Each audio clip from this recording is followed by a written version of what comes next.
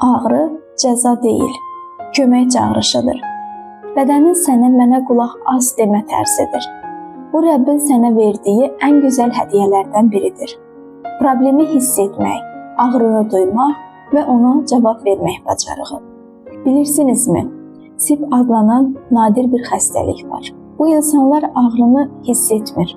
İsti, soyuq, kəsik, yara fərq eləmir. Heç birini hiss etmir. Bədənkar, kör və lal olur. Təhlükəni anlamadan bəzən ölümcül yaralarda belə ayaq üstə qala bilirlər. Çünki bədən onlara siqnal göndərə bilmir.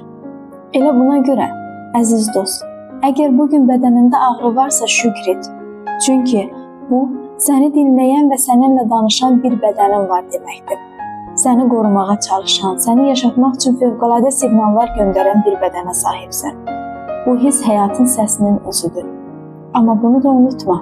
Hər vəziyyətdə şükr et və Allaha sığın. Çünki şükür ruhunu sakitləşdirir, immun sistemini möhkəmləndirir və ağrılara qarşı dözümünü artırır. Gəl baxaq ağrılar vasitəsilə bədənimiz nə deyir?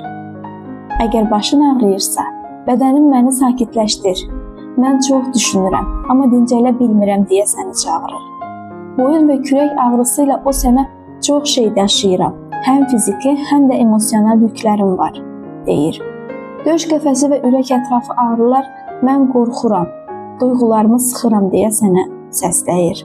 Qarın ağrısı, mən hər şeyi içimdə saxlayıram. Qorxu və narahatlıqlar, gərginliklər qarını sıxır. Bel və belaltı ağrılar vasitəsilə bədən deyir, mən dayanıram, amma artıq yorulmuşam. Qol və ayaq ağrıları, hərəkət etmək istəyirəm, amma tərəddüd edirəm deyə səslənir. Diz və ayaq ağrıları, dəstəyə ehtiyacım var, amma bunu deməyə çəkinirəm deyir.